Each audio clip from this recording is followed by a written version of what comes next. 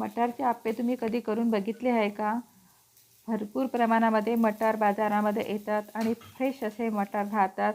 त्यापासून वेगवेगळ्या रेसिपीसुद्धा होतात. पण आज मी तुम्हाला आप्पे करून दाखवणार आहे. हे आप्पे अतिशय पौष्टिक आहे, जाळीदारसुद्धा होतात आणि तितके टेस्टी लागतात खायला. मग वेळ कशाला करायचा, चला पटकन रेसिपीला आता आपण सुरुवात करू. इथे मी बारीक रवा वापरलेला आहे. 1 वाटी आपल्याला बारीक रवा घ्यायचा आहे आणि अर्धी वाटी आपल्याला पाणी टाकायचं आहे. आता तुम्ही इथे दहीसुद्धा टाकू शकता, परंतु मी या दह्याचा मुळीच वापर करणार नाही आहे. अर्धी वाटी पाणी घ्यायचं किंवा लागेल तर अजून परत पाणी टाकायचं आपल्याला आणि भिजवून घ्यायचं आहे. पूर्ण रवा आता छान भिजवून घ्यायचा आपल्याला आणि त्याला 10 मिनटं रेस्ट करायला ठेवायचं आहे.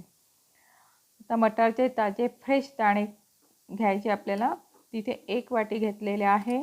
त्यामध्ये आपल्याला कढीपत्त्याची पानं, कोथिंबीर आणि 1 मिरची टाकायची आणि त्याचीसुद्धा आपल्याला जाडसर बारीक अशी कशाही पद्धतीची आपल्याला पेस्ट करून घ्यायची आहे.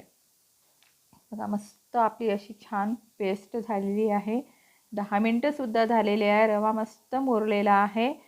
आता त्यामध्ये थोडा परत पाणी टाकायचं आणि ते आपण मटारची पेस्ट केली होती ना, ती मटारची पेस्ट आपल्याला त्यामध्ये टाकायची आहे. थोडं पाणी टाकायचं आहे. पाणी मात्र एकदम टाकायचं नाही.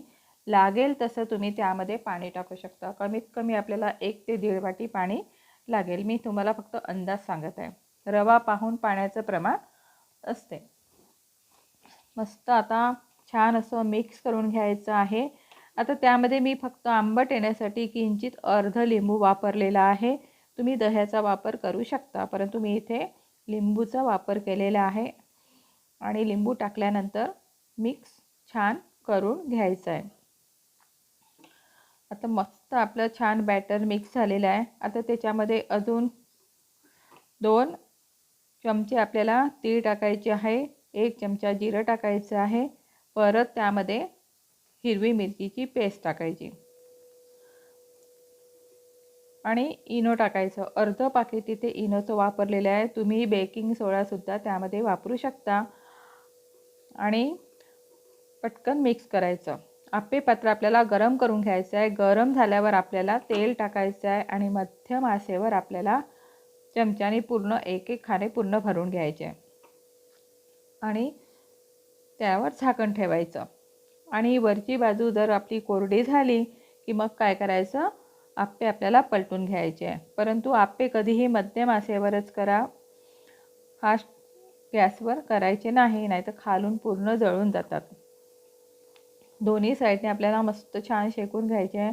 बघा असा हेल्दी आणि पौष्टिक आपला असा हा नाश्ता झालेला आहे. आता मुलांच्या कशा डिसेंबर महिना चालू आहे, तर शाळेचे ट्रिप वगैरे जातातच किंवा जानेवारीमध्ये जातात, तर तुम्ही अशा वेळेला हे आप्पे त्यांना करून देऊ शकता. हे आप्पे थंडीसुद्धा चांगले लागतात आणि गरमसुद्धा खूप छान लागतात. तुम्ही ब्रेकफास्टलासुद्धा करू शकता किंवा मुलांच्या टिफिनसाठीसुद्धा हा झटपट होणारा असा नाश्ता आहे. टमाटर सॉससोबत खूप छान लागते खायला किंवा नुसतेसुद्धा खूप छान लागतात. तुम्हाला माझ्या रेसिपीज आवडत असेल तर फक्त मला एक सबस्क्राईब करा आणि छान छान रेसिपी तुमच्यासमोर सादर करणार आहे. आजचा व्हिडिओ आवडला असेल तर नक्की लाईक करा, शेअर करा आणि सबस्क्राईब करा.